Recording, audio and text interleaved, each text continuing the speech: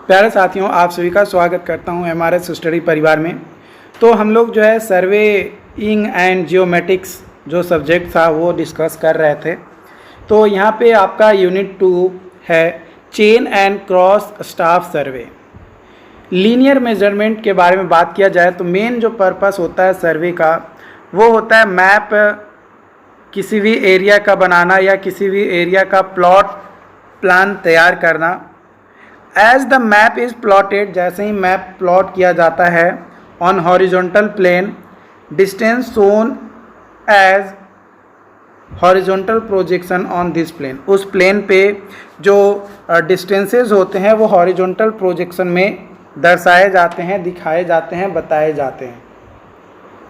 When surveying किया जाता है तब। तो सर्वेइंग में जो डिस्टेंस होता है, दो पॉइंट को जोड़ने वाला जो डिस्टेंस होता है, मान लो कि एक पॉइंट ये है A और एक पॉइंट है ये B, तो A और B पॉइंट को जो जोड़ेगा उसको हॉरिजॉन्टल डिस्टेंस कहेंगे। कौन सा डिस्टेंस कहेंगे? हॉरिजॉन्टल डिस्टेंस जो है कहेंगे। When slope distance are measured in field, जब स्लोप डिस्टेंस मेजर किया जाएगा फील्ड में, they are always reduced to equivalent horizontal distance for preparation of map। Map के प्रिपरेशन के लिए जो हॉरिजॉन्टल डिस्टेंस इक्विवेलेंट होगा वो क्या होगा? रिड्यूस होगा अगर स्लोप डिस्टेंस हमारा फील्ड में मेजर किया जा रहा है तब। मेथड ऑफ लीनियर और हॉरिजॉन्टल डिस्टेंस मेजरमेंट, जो लीनियर मेजरमेंट होता है या हॉरिजॉन्टल डिस्टेंस मेजरमेंट होते हैं उसके मेनली 3 मेथड्स होते हैं। पहला डायरेक्ट मेथड जिसमें चेन और टेप का यूज करते हैं, दूसरा ऑप्टिकल मेथड जिसमें टैचियोमेट्रिक मेथड कहते हैं, और तीसरा होता है electronic distance measuring instrument EDMI, है ना, यानी EDM मेथड, यानी ये आपका एडवांस मेथड में आपका आता है। तो EDMI can be classified in 3 types based on carrier wave. Carrier wave के बेस पे 3 तरीके से क्लासिफाई किया जाता है इलेक्ट्रॉनिक डिस्टेंस मेजरिंग इंस्ट्रूमेंट को। इसमें पहला होता है लाइट वेव, जो कि जियोडोमीटर और मेकोमीटर होता है। रेडियो वेव या माइक्रोवेव में डिस्टोमैट एंड टेटोरोमीटर, जो कि मोस्ट प्रिसाइज इंस्ट्रूमेंट यूज किए जाते हैं for the measuring horizontal distance, horizontal distance को मेज़र करने के लिए। और तीसरा है इंफ्रारेड, इससे क्या किया जाता है? टोटल स्टेशन को क्या किया जाता है? कैलकुलेट किया जाता है। चेन सर्वे के बारे में बात किया जाए तो इससे जो है सिर्फ और सिर्फ लीनियर मेजरमेंट किया जाता है, यानी सीधे मेजरमेंट किया जाता है, टेढ़ा टेढ़ा पेढ़ा नहीं किया जाता है। जो मेन प्रिंसिपल होता है चेन सर्वे का वो ये होता है कि एक फ्रेमवर्क जो है हमें प्रोवाइड करता है ताकि हम लोग बेल कंडीशनल एक ट्रायंगल बनाकर उसका जो है मेज़रमेंट कर सके। ओके, ये जो चेन सर्वे है ये यूज़ किया जाता है जो फील्ड का एरिया होता है उसको कैलकुलेट करने के लिए। और जनरली जो एरिया कैलकुलेट किया जाता है किसी भी फील्ड का वो छोटा एरिया होता है, बड़े एरिया के लिए इसका यूज नहीं किया जाता है। A triangle is said to be well condition, कोई भी ट्रायंगल को वेल कंडीशन उस समय कहेंगे जब वो कंटेन करेगा no angle smaller than 30 degree. अगर कोई ट्रायंगल जिसका एंगल 30 डिग्री से कम नहीं है तो वैसे ट्रायंगल को हम लोग जो है वेल कंडीशन ट्रायंगल कहेंगे। और angle principle of chain survey is chain triangulation. तो चेन सर्वेइंग में ये जो एंगल प्रिंसिपल्स होगा इसको चेन ट्रायंगुलेशन कहा जाता है। ये जो चेन सर्वे है ये कंसिस्ट करता है फ्रेमवर्क ऑफ ट्रायंगल, ट्रायंगल के फ्रेमवर्क को कंसिस्ट करता है। To plot network of triangles accurately, है ना, ट्रायंगल्स का नेटवर्क प्लॉट करने के लिए सही से हमें ट्रायंगल का इक्विलैटरल होना ज़रूरी है या वेल कंडीशंस होना ज़रूरी है। The distortion due to error in measurement and plotted should be minimum. जो डिस्टॉर्शन होगा due to error in measurement और प्लॉटिंग शुड बी मिनिमम, कम से कम होना चाहिए। In process of chaining the survey, है ना, जब चेनिंग किया जाता है सर्वे में तो जो टीम होता है सर्वे के या सर्वे करने वाले, वो कंसिस्ट किया जाता है फॉलोअर एंड लीडर के द्वारा। फॉलोअर जहाँ पे 0 मीटर से स्टार्ट किया जा रहा है और लीडर जहाँ पे ख़त्म हो रहा है। यानी ये आपका जो है एक स्ट्रेट लाइन है ना। यहाँ से हम लोग स्टार्ट किए इनिशियली, तो यहाँ से यहाँ तक गए तो ये फॉलोअर है और यहाँ पे ये ख़त्म हुआ 20 मीटर, तो यहाँ पे ये क्या कहलाएगा, लीडर कहलाएगा। फिर यहाँ से उठेगा और यहाँ जाएगा तो लीडर यहाँ पे आ जाएगा और यहाँ पे फॉलोअर आ जाएगा। तो फॉलोअर जो है हमेशा इनिशियल पॉइंट होता है और लीडर जो है हाईएस्ट पॉइंट पे होता है, मतलब जहाँ जितना डिस्टेंस मेजर हो रहा है वो। टाइप्स ऑफ चेन के बारे में बात किया जाए तो चेन में सबसे पहला टाइप आता है मैट्रिक चेन। मैट्रिक चेन का यूज़ किया जाता है जनरली लीनियर मेजरिंग इंस्ट्रूमेंट होता है, यानी लीनियर डिस्टेंस को मेजर करने के लिए। ये इसमें कई सारे लिंक्स से ये फॉर्म होते हैं, 1 लिंक, 2 लिंक, 3, 4, 5, 6, इस तरीके वेरियस लिंक्स आपके इसमें जो है होते हैं। It available in 5, 10, 15, 20, 25 and 30 meter. A 5 meter and 10 meter chain tally are provided that are each 1 meter length। जो 5 और 10 चेन टैली वाला होता है वो प्रोवाइड किया जाता है हर एक 1 मीटर लेंथ पे। इन 20 और 30 मीटर चेन टैली जो होता है वो प्रोवाइडेड होता है ईच 5 मीटर लेंथ, है ना। यानी यहाँ पे ये जो टैली प्रोवाइड किए जाते हैं यहाँ पे 1 मीटर पे प्रोवाइड किए जाते हैं अगर 5 और 10 मीटर वाला चेन है टैली है चेन है तब। लेकिन अगर चेन 20 से 30 मीटर वाला है तो 5 का टैली होता है, यानी 1 टैली, 2 टैली, 3, 4 इस तरीके से आपके होते हैं, यानी बीच बीच में रिकॉर्ड होता है 5-5 मीटर पे।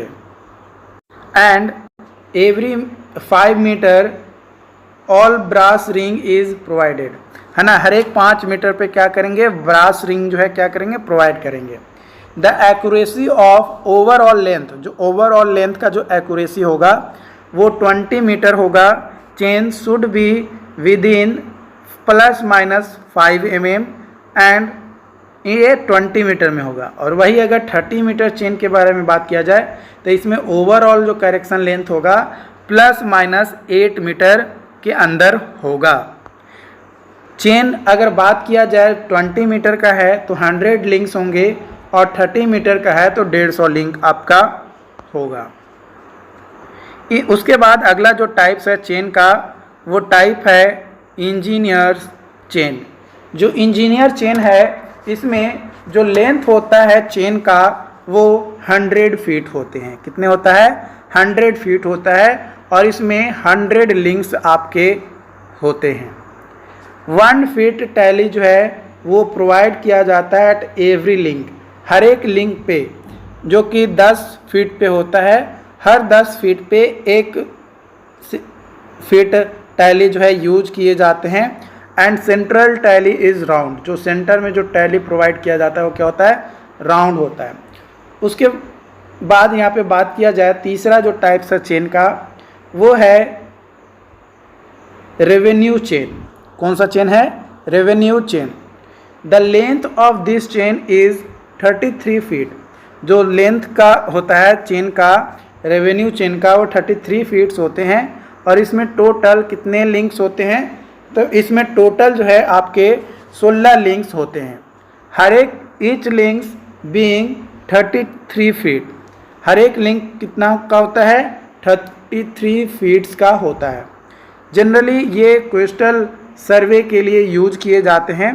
इसमें कंसिस्ट होता है बोल steel have wide 12 to 16 mm wide होता है और थिंग्स 0.32 to 0.6 mm फैटीनेस, है ना। फैटीनेस कितना होता है, 0.32 to से 0.32 से लेकर 0.6 mm तक, और जो बॉल स्टील होता है वाइड होता है आपका 12 से 16 mm।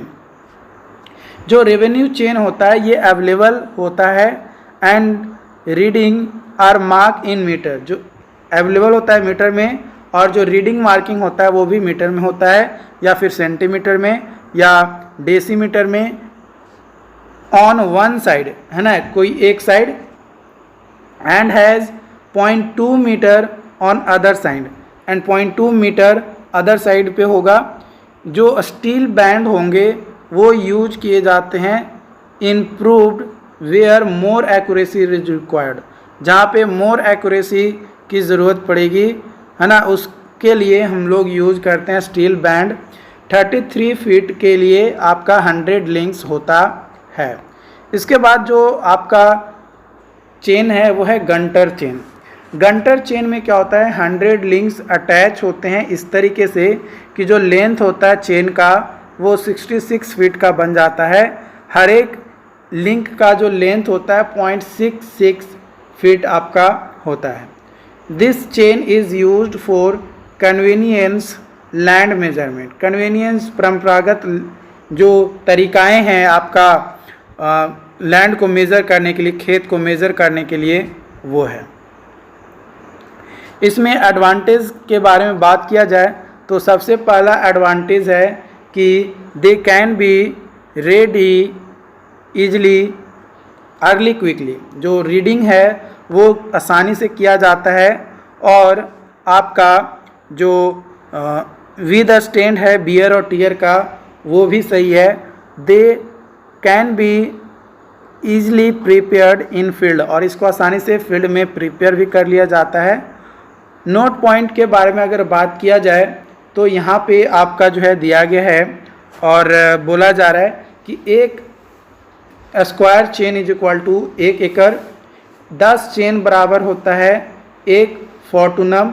10 square chain is equal to 1 acre, 10 chain is equal to 1 फॉर्टूनम, 80 chain is equal to 1 mile, और 1 link is equal to 0.2 meter आपका होता है। टेप के बारे में, तो टेप क्या है, एक इंस्ट्रूमेंट है जिसकी मदद से हम लोग जो है लीनियर डिस्टेंस को मेज़र करते हैं, यानी हॉरिजॉन्टल डिस्टेंस को मेज़र करने के लिए किया जाता है। और जो चेन से मेज़रमेंट हम लोग कर रहे थे उससे ज़्यादा एक्यूरेट होता है, यानी जो एक्यूरेसी हमें देता है वो ज़्यादा हमें ये प्रोवाइड करता है। बात किया जाए टेप का तो 2 meter, 5 meter, 10 meter, 15 meter, 20 meter, 25 meter, 50 meter, 100 meter, इन फॉर्म में जो है आपका अवेलेबल होता है मार्केट में। इसके अलावा अगर इन फीट बात किया जाए तो आपका 33 फीट, 50 फीट, 66 फीट, 100 फीट, यानी फिट में अगर बात किया जाए तो फिट में भी ये जो है क्या होता है, अवेलेबल होता है, प्रेजेंट होता है। टाइप्स ऑफ टेप के बारे में बात किया जाए तो कई तरीके के जो है टेप आपके होते हैं, जिसमें सबसे पहला तरीका है क्लॉथ और लिनेन टेप। तो जो क्लॉथ टेप या लिनेन टेप होता है ये 10 से 30 मीटर लेंथ का होता है, और जो विड्थ होता है वो होता है 12 से 15 मीटर। ये बना होता है आपका वो बोमेन लिनेन से क्लोजली बना होता है और सिंथेटिक से बना होता है, जो कि वर्निश्ड मटेरियल होते हैं, और ये मॉइस्चर को क्या करता है, रेजिस्ट करता है, मॉइस्चर को ये एब्जॉर्ब नहीं करता है। ये जो टेप है यानी क्लॉथ टेप या लिनेन टेप, ये remain straight during a strong wind, मतलब कितना भी तेज़ हवाएं चलती है फिर भी ये मुड़ता नहीं है, ये अपने स्ट्रेट पोजीशन को ही मेंटेन रखता है। दूसरा टाइप है टेप का, वो है metallic tape. 20 to 30 meter length होता है इसका। Generally it is made up of linen with brass and copper, है ना, यानी ये लिनेन का बना होता है, यानी कपड़ा में थोड़ा बहुत क्या होता है ब्रास यानी मेटल का भी इसमें यूज किया जाता है। कॉपर वायर या ब्रास वायर आपके होते हैं इसमें, और वर्निश्ड भी इसमें होता है, मतलब कपड़े भी होते हैं और इसका भी बना होता है। ये जो टेप है यानी मेटालिक जो टेप है ये हमें बेटर रिजल्ट देता है as compare to cloth tape. Cloth tape के कंपैरिजन में ये ज़्यादा एक्यूरेट है कंपैरिजन अगर करें तब। क्यों? क्योंकि जो स्ट्रेच होता है उसको रिड्यूस करता है, यानी स्ट्रेच ये नहीं होता है, जितना लेंथ इसका है उतना ही। लेकिन जो क्लॉथ टेप है या जो लिनन टेप है ये क्या होता है कि अगर आप थोड़ा ज़्यादा फोर्स लगा दिए और उसको खींच दिए तो क्या होगा, थोड़ा लंबा हो जाता है। उसके बाद तीसरा आपका है स्टील टेप। स्टील टेप में क्या होता है कि ये स्टेनलेस स्टील से बना होता है और लेंथ जो है 1 मीटर से 50 मीटर लेंथ होता है और विड्थ जो है 6 से 10 मीटर 6 से 10 मीटर के बीच में ये क्या करता है, वेरी करता है। उसके बाद अगला जो टाइप है टेप का वो है आपका इनवर्ट टेप। इनवर्ट टेप में 60% स्टील और 36% निकल के कंपोजिशन से जो है इनवर्ट टेप बनता है। इसमें जो जनरली जो लेंथ होता है इसका 30 से 100 मीटर का लेंथ होता है। This tape is highly accurate and have very small thermal coefficient of linear expansion. ये जो है हाईली एक्यूरेट होता है और small thermal coefficient of linear expansion आपका जो है इनवर्ट टेप में देखने को मिलता है।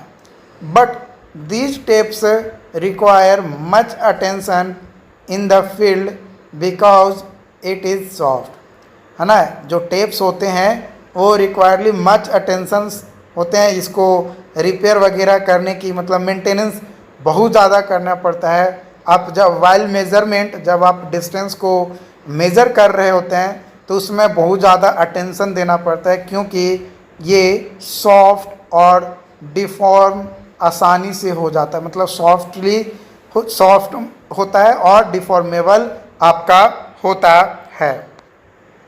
Instrument required in chain survey. Chain survey में कौन कौन से इंस्ट्रूमेंट की ज़रूरत पड़ती है, तो चेन या tape, pegs, arrow, ranging rod, offset rod, leather weights, plumber,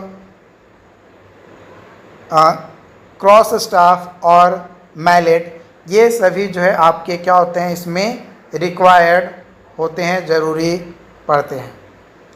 बात किया जाए instrument use for setting out right angle to tape और चेन। टेप और चेन के लिए जो सेटिंग आउट है राइट एंगल का, उसको सेट करने यानी राइट एंगल सेट करने के लिए कौन कौन से इंस्ट्रूमेंट की ज़रूरत पड़ती है, तो क्रॉस स्टाफ। क्रॉस स्टाफ 3 तरीके का होता है, open cross staff, French cross staff और एडजस्टेबल क्रॉस स्टाफ। उसके बाद optical square, then prism square, then site square. तो ये इंस्ट्रूमेंट्स होते हैं जिसका यूज किया जाता है राइट एंगल को चेन और टेप से सेट करने के लिए। ऑप्टिकल स्क्वायर के बारे में बात किया जाए तो ये एक कॉम्पैक्ट हैंड इंस्ट्रूमेंट होता है जो कि राइट एंगल को सेट करने के लिए यूज किया जाता है और ये क्रॉस स्टाफ से ज़्यादा एक्यूरेट होता है।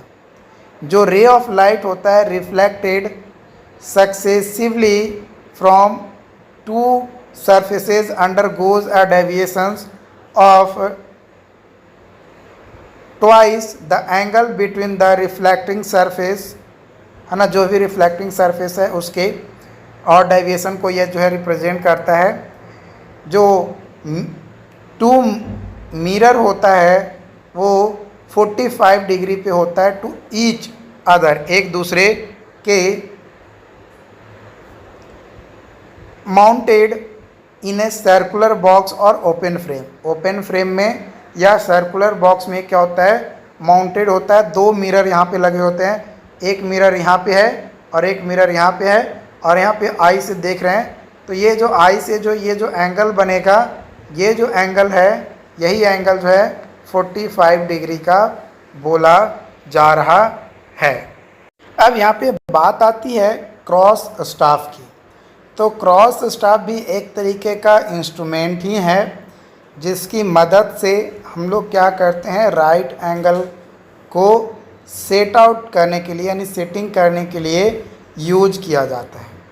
ये 3 तरीके का होता है, वो तो मैंने आपको बताया। इसमें जो फ्रेंच क्रॉस स्टाफ है वो एडवांस वर्जन है क्रॉस स्टाफ का, जो कि आपका सेट आउट करता है 45 डिग्री एंगल को भी, है ना। यानी राइट एंगल यानी 90 डिग्री को तो सेट करता ही है, साथ ही साथ 45 डिग्री एंगल को भी ये सेट करने के लिए यूज किया जाता है। ओके, तो ये चीज़ें आई होप कि समझ में आया। नेक्स्ट आपका जो इंस्ट्रूमेंट है वो है पेग्स। पेग्स इसका यूज किया जाता है स्टेशन के पोजीशन को मार्क करने के लिए, या जो टर्मिनल पॉइंट्स होता है सर्वे में, सर्वे लाइन का, उसको मार्किंग करने के लिए पेग्स का यूज किया जाता है। पेग्स का मतलब सिंपली समझो खुट्टा, है ना। जो गांव देहात में खुट्टा बोलते हैं वही चीज़ जो है आपका ये पेग्स होता है। ये जो है बना होता है जनरली लकड़ी का, है ना, जो कि 2.5 या 3 सेंटीमीटर स्क्वायर का होता है। एंड इसका जो लेंथ होता है वो 15 सेंटीमीटर का होता है। और एंड पे, है ना, एंड पे टेपरिंग करने के लिए, हथौड़ी मारने के लिए, ठोकने के लिए थोड़ा फ्लैट एरिया जो है रखे जाते हैं। They are driven into the ground with the help of 2-डे हैमर, मतलब जो नॉर्मल हैमर होते हैं, हथौड़ी होती है, उसका यूज किया जाता है। उसके बाद अगला जो इंस्ट्रूमेंट है वो है आपका एरोज। एरोज जो इंस्ट्रूमेंट है ये आपका यूज किया जाता है counting number of chain, number of chain को काउंट करने के लिए यूज किया जाता है। जब हम लोग चेन लाइन की मदद से लीनियर यानी हॉरिजॉन्टल डिस्टेंस को मेजर कर रहे होते हैं। ये बना होता है आपका स्टील वायर से, जो इसका डायमीटर जो होता है 1 एंड का वो होता है 4-5। कितना होता है? 4-5, जो कि लोअर एंड होता है ना। नीचे वाला जो एंड है यहाँ पे फिगर में आप देख पा रहे होंगे। और ये नुकीला होता है, कितना तक नुकीला होता है? 15 mm नुकीला होता है। ठीक, जो एरो होता है बेंड होता है into ring of 50 mm diameter, और ये टॉप की ओर यानी ऊपर की ओर ये 50 mm डायमीटर के साथ ये क्या होता है? राउंडेड होता है, गोल आपका होता है। और अदर एंड जो है पिंड होता है, ताकि ग्राउंड को वो क्या कर सके, ग्राउंड में धंस कर वो मेजरिंग करने के लिए यूज किया जाए। इसका अगर टोटल हाइट के बारे में बात किया जाए या लेंथ के बारे में बात किया जाए तो 400 ± 5 mm जो है आपका ये होता है। उसके बाद अगला जो इंस्ट्रूमेंट है वो है आपका रेंजिंग रॉड। जो रेंजिंग रॉड है, these are also known as sag poles, है ना। इसको क्या कहा जाता है? सैग पोल्स के नाम से जाना जाता है, और लाइनिंग रॉड के नाम से भी जाना जाता है। सैग पोल या लाइनिंग रॉड के नाम से भी जाना जाता है। किसको? तो रेंजिंग रॉड को। These are made of well seasoned, है ना, एकदम पक्का हुआ, एकदम अच्छा जो लकड़ी होता है, जैसे टीक हो गया, देवदार हो गया, उस तरीके के लकड़ी से वेल सीजनड और स्ट्रेट ग्रेन जो टिम्बर होते हैं उससे ये बना होता है रेंजिंग रॉड। इसका यूज किया जाता है इंटरमीडिएट जो पॉइंट्स होते हैं सर्वेइंग के दौरान, उसको रेंजिंग करने के लिए, यानी उसको एक डायरेक्शन देने के लिए। जनरली जो रेंजिंग रॉड होते हैं वो 2 मीटर या 3 मीटर लेंथ का जो है अवेलेबल होता है, जो कि ईजिली हमारा ग्राउंड में क्या होता है? इंसर्ट हो जाता है। जो रेंजिंग रॉड होते हैं ये क्लोजेस्ट होते हैं आपके लैटरल बॉन्ड्स के of the black and white each band, है ना। हर एक जो बैंड्स होते हैं, यहाँ पे बॉन्ड लिखा गया है, इसको बैंड कर लीजिएगा। क्या कर लीजिएगा? बैंड, नोट बॉन्ड, बैंड, है ना। अल्टरनेटिव बैंड्स होते हैं ब्लैक और वाइट का। ईच बैंड जो होता है वो आपका 20 mm डीप होता है, so that rod can be use for rough measurement, ताकि जो रॉड है उसका रफ मेजरमेंट के तौर पे यूज किया जा सके। सॉरी, रूफ मेजरमेंट है ना, रूफ का मेजरमेंट करने के लिए यूज किया जा सके। When used on long line coloured flag are used on upper surface, जब लॉन्ग डिस्टेंस के लिए हम लोग यूज करते हैं तो उस कंडीशन में कलर्ड फ्लैग का प्रयोग करते हैं। व्हेन लॉन्ग डिस्टेंस मेजर या लॉन्ग लाइन होता है तो कलर फ्लैग का यूज किया जाता है ऑन सरफेस। ऑफसेट, ऑफसेट के बारे में अगर बात किया जाए तो ये रेंजिंग रॉड के जैसा सिमिलर होता है, लेकिन इसका यूज़ किया जाता है drawing offset on survey line. Survey line पे ड्राइंग ऑफसेट के लिए यूज किया जाता है। ये जनरली 3 मीटर या 2 मीटर का लेंथ के साथ अवेलेबल होता है और अल्टरनेटिव कलर होता है ब्लैक एंड वाइट का। It is pointed iron shoe at one end, एक एंड पे आयरन सो होता है जो कि ताकि वो ग्राउंड में क्या किया जा सके, धंस सके, उसको ठोका जा सके। विद अ नोच और hook at end, other end पे जो है क्या होता है, हुक के जैसा रहता है ताकि ऊपर की ओर अगर कुछ फंसाना वगैरह हो तो वो भी फंसाया जा सके। उसके बाद आता है लाइन रेंजर। लाइन रेंजर के बारे में बात किया जाए तो जो रेंजर होता है कंसिस्ट होता है 2 राइट एंगल आइसोसेलेस ट्रायंगल का, जो कि प्रिज्म और 2 प्लेन मिरर्स का, ताकि एक प्रिज्म का फॉर्मेशन हो सके। जनरली जो प्रिज्म होता है इसका यूज इसलिए किया जाता है ताकि लाइन रेंजर्स को whose diagonal and coloured placed one above the other when survey line is to be range from point P, then it is placed at the point P and 2 ranging rod are fixed at the end A and B. Survey at P hold the line ranger very near to the line AB. AB line के nearly क्या करता है, hold करता है। ये आपका line ranger है, ठीक है। ये आप देख सकते हो, कोई एक स्टेशन ले लेंगे और वहाँ पे हम लोग जो है इसका सेट करके क्या करते हैं, कैलकुलेशन करते हैं। ओके, तो आज के लिए इतना ही रखते हैं। बाकी अगले दिन हम लोग इसके बारे में और भी डिटेल में हम लोग डिस्कस करेंगे। लाइन रेंजर के बारे में अगर शॉर्ट पॉइंट के बारे में अगर बात किया जाए तो शॉर्ट में अगर बात किया जाए तो लाइन रेंजर जो है ये ऑप्टिकल इंस्ट्रूमेंट होता है जो कि सर्वेइंग में रेंजिंग करने के लिए यूज किया जाता है। It is used in the process of locating intermediate point. Intermediate point को भी लोकेट करने के लिए लाइन रेंजर का यूज किया जाता है। In a straight line between 2 end point of survey line. Survey line के 2 एंड पॉइंट्स हैं तो उसको स्ट्रेट लाइन को क्या करने के लिए, इंटरमीडिएट पॉइंट बनाने के लिए या इंटरमीडिएट पॉइंट को लोकेट के लिए भी जो है लाइन रेंजर का यूज किया जाता है। बात करने वाला हूँ सर्वे इंस्ट्रूमेंट और उसके पर्पस को लेकर। तो एलआरसी में इससे जो है क्वेश्चंस आपको 4 मार्क्स से लेकर आपके जो है 8 मार्क्स का क्वेश्चन जो है आपका पूछा जा सकता है, जो कि डेफिनेटली पूछेगा ही आपका। तो यहाँ पे आपका जो है पहला आपका जो इंस्ट्रूमेंट है वो है पेग्स। पेग्स का जो यूज किया जाता है सर्वे स्टेशन को मार्क आउट करने के लिए और एंड पॉइंट को सर्वे लाइन पे, जो ग्राउंड पे जो सर्वे लाइन का जो एंड पॉइंट्स होता है उसको मार्किंग करने के लिए किया जाता है। जो एरो होता है, जो एरो इंस्ट्रूमेंट्स है, इसका यूज किया जाता है marking position of end of chain. Chain के जो एंड में जो पोजीशन को मार्क करना होता है या फिर जो ग्राउंड पे टेप का तो इंड पोजीशंस को मार्क करने के लिए एरोज़ का यूज़ किया जाता है।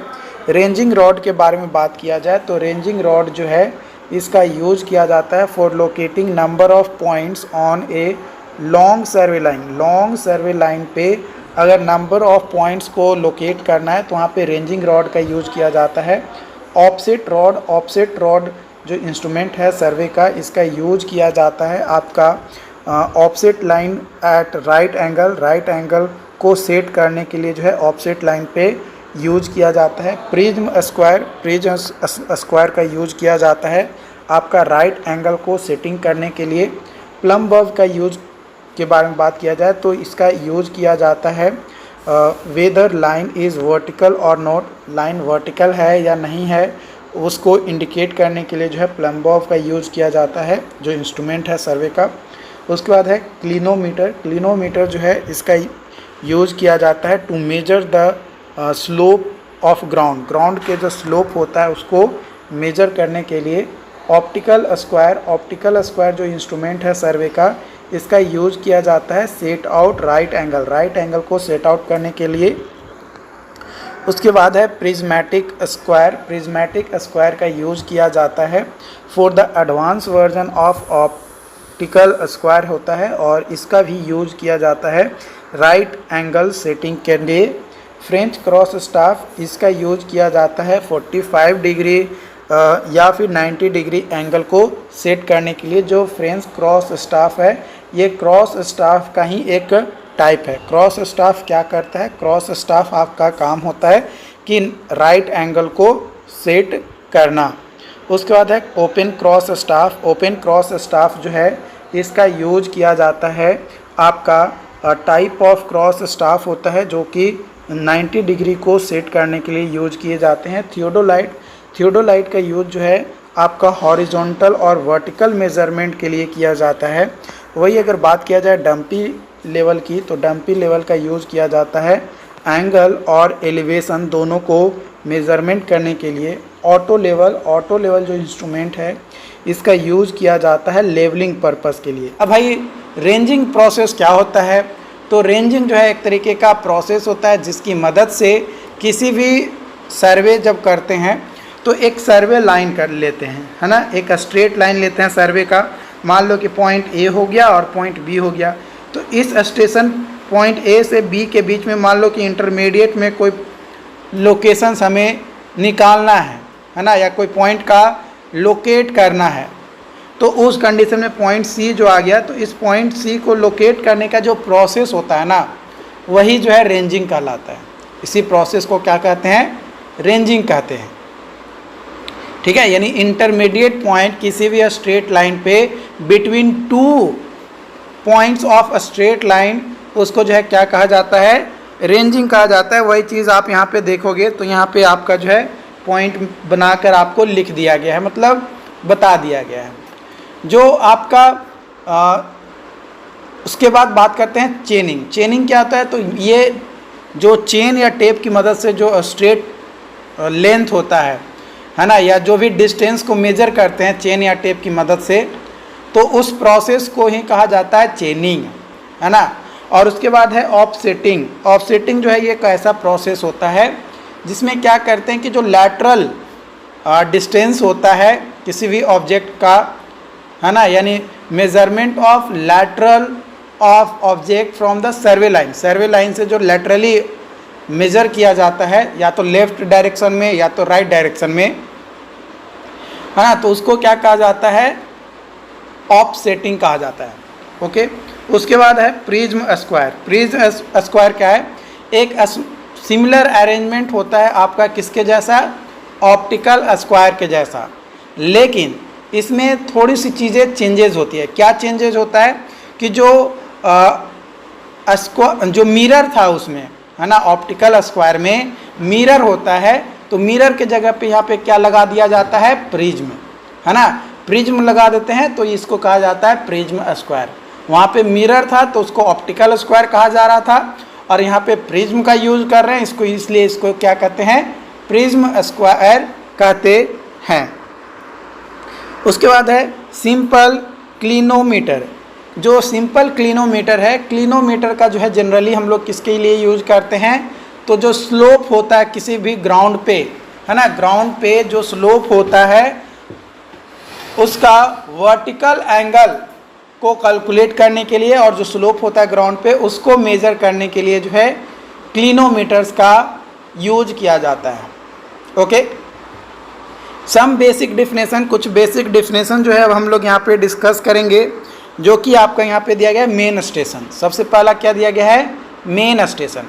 तो मेन स्टेशन वह पॉइंट होता है जहाँ पे से चेन का लाइनिंग जो है क्या होता है, स्टार्ट होता है ना। यानी ये मान लो कि पॉइंट ए अगर हम लोग ले रहे हैं मेन स्टेशन, तो अगर यहाँ पे कोई ऑब्जेक्ट है, मुझे नहीं पता कि कितना दूर है, उस पॉइंट का लोकेशन ए देना है कि बी देना है कि क्या करना है, मुझे नहीं पता, और मुझे जो है एक और यहाँ पे ऑब्जेक्ट मिल गया यहाँ पे, तो इसको ऐसे मेजर कर लिए, ऐसे कर लिया, फिर यहाँ से आ गया।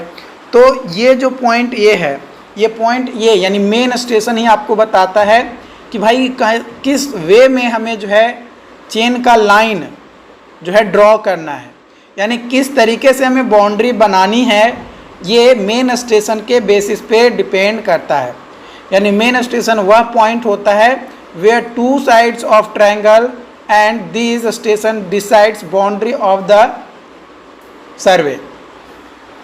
यानी ये वो पॉइंट होता है जो डिसाइड करता है कि भाई किस तरीके से एक बाउंड्री हम लोग जो है किसी भी सर्वे के लिए बनाए, मेनली यही है main survey line. Main survey line क्या होता है कि वह लाइन जो मेन सर्वे स्टेशन को कनेक्ट करता है ना, ये मेन सर्वे स्टेशन है, इसको कनेक्ट करने वाला जो भी आपका लाइन होगा उसको क्या कहेंगे, मेन सर्वे लाइन।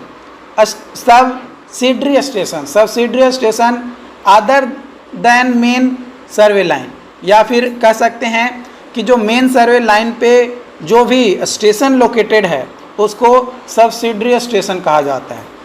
ठीक, ऑक्सिलरी स्टेशन, ऑक्सिलरी स्टेशन वह स्टेशन होता है जिसको सब्सिडरी स्टेशन भी कहा जाता है, taken on main survey line to locate in detail of object. जब ऑब्जेक्ट का डिटेल में हमें कोई देना है, ये भी ऐसा नहीं है कि ये इसको सब्सिडरी नहीं कहेंगे,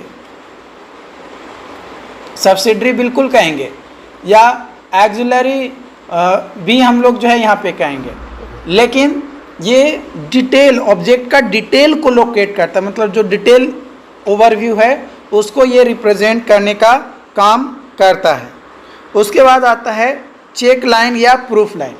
चेक लाइन या जो प्रूफ लाइन है ये वैसा लाइन होता है जो फील्ड में एक्यूरेसी को चेक करने के लिए कि भाई कौन कौन काम किया जा रहा है, उस काम में कितना एक्यूरेसी हो रही है, उसको चेक करने के लिए जो लाइन को हम लोग ड्रॉ करते हैं उसको जो है चेक लाइन कहा जाता है या प्रूफ लाइन कहा जाता है। ये मेजर्ड लेंथ जो होता है चेक लाइन का वो हमेशा इक्वल होना चाहिए स्केल के जो भी लेंथ है उसके बराबर, जो भी प्लान बनाया गया उसके अनुसार। ये कभी भी पॉइंट को प्लॉट करने के लिए यूज नहीं किया जाता है चेक लाइन को। जो प्लॉटेड पॉइंट है उसका लेंथ को प्रॉपर तरीके से मेजर किए जा रहे हैं या नहीं किए जा रहे हैं, जिस तरीके से प्लान बनाए गए हैं उस तरीके से उसको बस डिसाइड करने के लिए करता है, मतलब एक्यूरेसी बस बना रहे जो भी काम हमारा हो रहा है उसको, तो उसके लिए जो है चेक लाइन का यूज किया जाता है। उसके बाद है टाई लाइन और एक्सिलरी लाइन। तो इसके बारे में ऑलरेडी हम लोग जो है टाई स्टेशन और एक्सिलरी स्टेशन के बारे में डिस्कस किए। तो जो टाई लाइन है और एक्सिलरी लाइन है ये क्या करता है कि जो लाइन मेनली इसको कनेक्ट करने वाला होता है, यानी main object of running a tie line is to take the detail of object. Object को डिटेल को कनेक्ट करने वाला जो लाइन होता है या लेने वाला लाइन होता है, उसको मिलाने वाला लाइन होता है, उसी लाइन को क्या कहते हैं, एक्सिलरी लाइन या टाई लाइन कहा जाता है। ये जनरली सब्सिडरी स्टेशन से मेन स्टेशन के बीच में जो कनेक्ट करने वाला लाइन होता है ना, उसको कहा जाता है। बेस लाइन ये जो है लॉन्गेस्ट मेन सर्वे लाइन होता है जो कि जनरली पास होता है through central part of the area. किसी भी एरिया के सेंट्रल पार्ट से क्या होता है, मूव करता है। यहाँ पे मैं आपको फिगर की मदद से समझाना चाहता हूँ। देखो यहाँ पे अगर बात किया जाए तो ये हम लोग मान लिए कि ये मेन स्टेशन है, ठीक। अब मेन स्टेशन को ये बी पॉइंट से कनेक्ट कर रहे हैं, सी पॉइंट से कनेक्ट कर रहे हैं और डी पॉइंट से कनेक्ट कर रहे हैं। तो ये जो लाइन हो गया ये एक बाउंड्री का फॉर्मेशन कर दे रहा है। तो ये जो बाउंड्री का फॉर्मेशन कर रहा है इसको क्या कहेंगे, मेन लाइन कहेंगे। क्या कहेंगे, मेन लाइन कहेंगे या फिर उसको सर्वे लाइन कहेंगे, ठीक। अब जब सर्वे लाइन हो गया तो अब मेन लाइन पे है ना या सर्वे लाइन पे कोई अगर लोकेशन है ना, या यहाँ पे अगर एच पॉइंट आ गया है ना, यहाँ पे सी पॉइंट आ गया, ठीक है। तो ये जो पॉइंट है ना, ये जो पॉइंट है ये क्या करेगा, ये चेक लाइन हो गया। ये क्या हो गया, चेक लाइन हो गया, ठीक है। और ये कनेक्ट कर रहा है, डिटेलिंग दिखा रहा है यहाँ से, ये पॉइंट, ये लाइन है ना आपका, ये लाइन। तो ये आपका टाई लाइन कहा जाता है, जो कि सब्सिडरी लाइन भी होता है ना, जो कि डिटेल को दर्शाता है। और ये जो सेंटर डिस्टेंस है, मतलब ये डायगोनली जो सेंटर को दर्शा रहा है, जो भी एरिया है उसका, तो ये जो लाइन हो जाएगा इसको कहेंगे बेस लाइन। इसको क्या कहेंगे, बेस लाइन कहेंगे, ओके। बात करते हैं चेनेज के बारे में। चेनेज जो है एक वैसा डिस्टेंस है जो कि मेजर किया जाता है along the direction of progress of survey. Survey जिस डायरेक्शन में किए जा रहे हैं उसी डायरेक्शन में जो डिस्टेंस मेजर किए गए हैं यानी कैलकुलेट किए गए हैं उसको क्या कहा जाता है, चेनेज कहा जाता है। जो चेनेज होता है ये वेल डिफाइंड पॉइंट होता है, स्टार्टिंग पॉइंट से एंड पॉइंट के बीच का जो डिस्टेंस होता है उसी का। मान लो कि यहाँ पे एक पॉइंट है, वेल डिफाइंड पॉइंट है, और यहाँ से जितनी दूर तक एंड हमारा हो रहा है पॉइंट मान लो बी तक, तो ये जो डिस्टेंस मेजर किया गया इसी डिस्टेंस को हम लोग क्या कहेंगे, चेनेज कहते हैं। इसी डिस्टेंस को क्या कहते हैं, चेनेज कहते हैं। जो वर्ड चेनेज है इसका मतलब होता है कि लीनियर प्रोजेक्शन। चेनेज जो वर्ड है, इस चेनेज वर्ड का जो मीनिंग है इसका मतलब होता है लीनियर प्रोजेक्शन, ठीक है। ये जो चेनेज है, चेनेज का यूज जनरली हम लोग करते हैं जो इम्पोर्टेंट फीचर्स होते हैं किसी भी वर्क के लिए, तो उसको रिप्रेजेंट करने के लिए जो है चेनेज का यूज किया जाता है। यहाँ पे नोट पॉइंट आपको याद रखना है कि 1 mile is equal to 1.6093 kilometre और 6.093 किलोमीटर बराबर होता है 80 गंटर्स चेन। 1 एकड़ इज इक्वल टू होता है 4046.856 मीटर स्क्वायर और 1 एकड़ इज इक्वल टू होता है 10 इंटू गंटर्स स्क्वायर चेन का स्क्वायर और 40 घंटेज। एंड यहाँ पे फीट में अगर बात किया जाए तो 43,560 फीट स्क्वायर जो है ये आपका होगा 1 एकड़ बराबर। 1 यार्ड इज इक्वल टू होता है 3 फीट और 3 फीट इज इक्वल टू होता है 0.914 मीटर। बात करते हैं ऑफसेट के बारे में। ऑफसेट क्या होता है, तो ये एक तरीके का इंस्ट्रूमेंट है ना, मतलब ऑफसेट, जिसकी मदद से हम लोग क्या करते हैं कि जो लैटरल डिस्टेंस होता है ऑब्जेक्ट का या ग्राउंड फीचर्स पे फ्रॉम सर्वे लाइन उसको मेजर किया जाता है, ठीक। टाइप्स ऑफ ऑफसेट के बारे में बात किया जाए तो 2 तरीके का ऑफसेट होता है। एक होता है परपेंडिकुलर ऑफसेट और दूसरा होता है ऑब्लिक्यू ऑफसेट। परपेंडिकुलर ऑफसेट और ऑब्लिक्यू ऑफसेट। जो परपेंडिकुलर ऑफसेट होता है इसमें क्या होता है कि जो चेन लेन लाइन होता है ना, जो एंगल होता है ऑफसेट का from point on chain line वो 90 डिग्री का होता है, यानी परपेंडिकुलर बोला जा रहा है।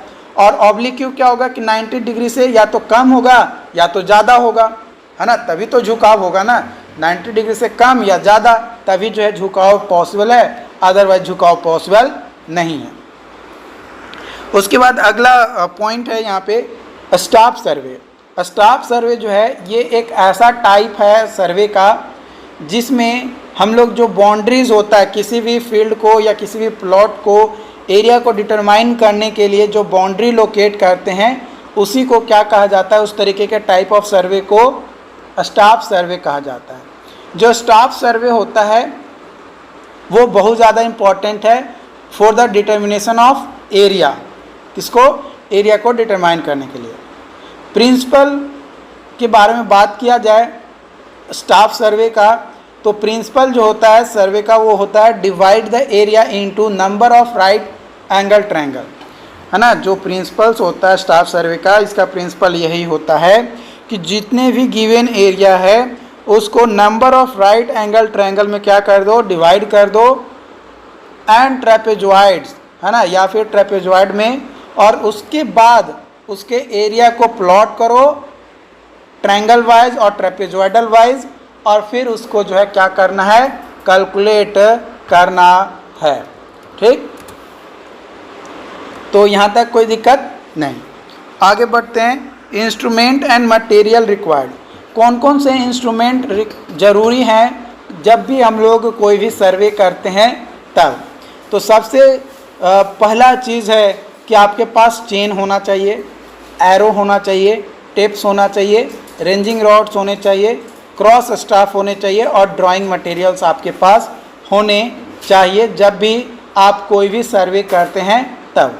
प्रोसीजर्स के बारे में बात किया जाए तो यहाँ पे प्रोसीजर्स आपका दिया गया है कि 2 chain are for the measuring distance along chain line.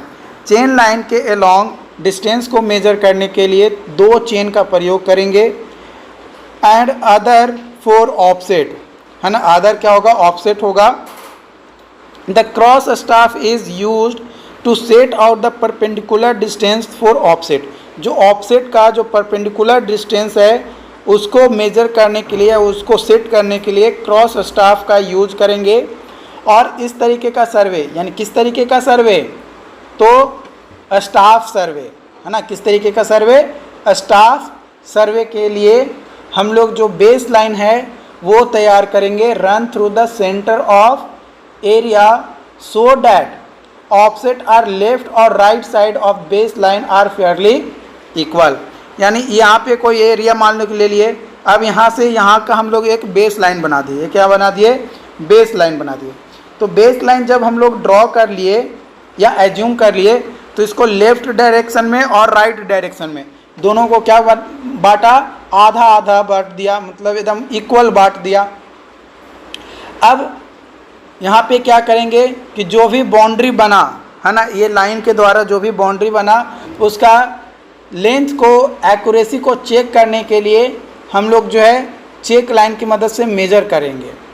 और जैसे ही हमारा मेज़र हो जाएगा और फील्ड वर्क पूरा हो जाएगा, सर्वे को जो भी सुटेबल स्केल्स है उसके अनुसार हम लोग क्या कर देंगे, प्लॉटिंग अपना कर देंगे, है ना। जो भी अपना प्लॉटिंग होगा उसको पूरा कर देंगे। Okay, calculation of field area. Field area कैसे कैलकुलेट करेंगे, तो बाई दिस मेथड। कौन सा मेथड, तो स्टाफ सर्वे मेथड की मदद से जो फील्ड है वो डिवाइड होगा इनटू राइट एंगल ट्रायंगल में या ट्रेपेजॉइडल में, और उसके बाद उसका एरिया कैलकुलेट करेंगे। अगर ट्रायंगल है तो half into base into height, और ट्रेपेजॉइड में अगर बनता है तो sum of parallel side divided by 2 into heights, यानी 1/2 into sum of parallel sides into heights, ये आपका हो जाएगा।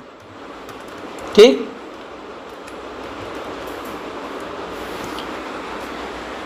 and add the area of all the triangle and trapezoidal and sum is equal to the total area of the field। जो total area होगा field का वो हमारा जो है यहाँ पे दे देगा जब पूरा हम लोग कैलकुलेट कर लेंगे तब। तो यहाँ पे देखिए, यहाँ पे आपको जो है मैंने एक क्वेश्चन दिया है, ये है ABCDEFG। ये मान लो कि एक फील्ड का हम लोग जो है दिया गया है। अब यहाँ पे ये 80, ये 60, ये 10, ये 50, यहाँ पे ये 80, 180, ये 300, ये आपका 250, 490, 650, 210, इस तरीके से यहाँ पे जो है आपका दिया गया ये 750, मतलब पूरा लेंथ जो है आपको यहाँ पे दिया गया है। तो आपको जो है क्या करना है कि पहले इसको लेना है, ठीक है, फिर इसको कैलकुलेट करना है, 1 बाई 1 आपको कैलकुलेट करना है, इसको कैलकुलेट करना है। ये आपका ट्रेपेजॉइडल हो गया, ये आपका ट्रेपेजॉइड हो गया, है ना, ये ट्रायंगल हो गया, ये ट्रायंगल हो गया, ये हो गया। तो इस सभी का क्या करेंगे हम लोग जो है एरिया इंडिविजुअली 1 बाई 1 हम लोग क्या करेंगे, कैलकुलेट करेंगे। जैसे यहाँ पे अगर हम लोग बात किया जाए, अगर इसको कैलकुलेट करना है, अगर इसको कैलकुलेट करना है तो हम लोग कैलकुलेट करेंगे यहाँ पे, तो इसको कैलकुलेट करेंगे तो कितना आएगा, यहाँ पे एरिया यहाँ पे हमारा आ जाएगा, ये 650 है या 180 है, तो हाफ इंटू 180 गुने 650, ठीक। तो ये 650 है, तो यहाँ से अब यहाँ एरिया निकालेंगे, यह ट्रायंगल 1 हो जाएगा। इसका अगर एरिया निकालेंगे तो ये 90, तो 90 को गुने अगर 65 करेंगे तो जो भी वैल्यू आएगा यहाँ पे आप कैलकुलेट करके मुझे बताना कि क्या वैल्यू आ रहा है। और इसको कैलकुलेट करेंगे और जितने भी 1 है ना, यहाँ पे आपका आएगा 1 2 3 4 5 6 7, इन सभी का जितना भी एरिया आएगा है ना इंडिविजुअली 1 बाई 1, उन सभी को क्या करेंगे, ऐड कर देंगे, और ऐड कर देंगे, जो भी वैल्यू आएगा वो हमारा सही हो जाएगा। ओके, आई होप कि यहाँ तक कोई दिक्कत नहीं होना चाहिए। अगर कोई डाउट्स रहता है कमेंट करके बताओ, चैट में बताओ, जैसे पॉसिबल हो वैसे आप हमें बताओ। और चैनल को सब्सक्राइब नहीं किए हो तो चैनल को सब्सक्राइब ज़रूर कर लो, क्योंकि ये आपके लिए नया चैनल है और ज़्यादा नंबर ऑफ़ स्टूडेंट्स यहाँ पे है नहीं, और तो ज़्यादा से ज़्यादा सपोर्ट कीजिए ताकि और भी लोग यहाँ पे जुड़ सके। Okay, thank you.